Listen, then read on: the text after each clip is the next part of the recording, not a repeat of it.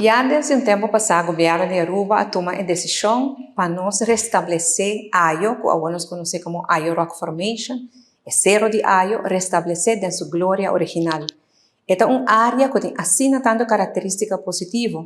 Nós conhecemos naturalmente o Barranca de Ayo, pero tem também uma história muito interessante de tempo de Injangnan, pero também antes estava um jardim botânico, para sobre a terra ronde de Cerro de Ayo, estava fértil.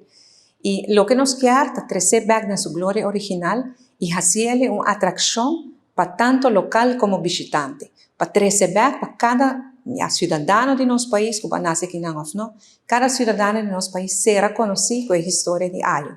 Para isso aqui, hoje nós reunimos com a família Kelly, representante da família Kelly, que é dono de propriedade, que é ronde de Cerro de Ayo, para mirar como se pode chegar a outro, de convênio, de acordo, para assim nós podemos fazer algo bonito, de lugar algo que cada cidadão de nosso país está muito orgulhoso, donando assim também reconhecimento e honor na família Kelly, que é a família dono de propriedade na EI.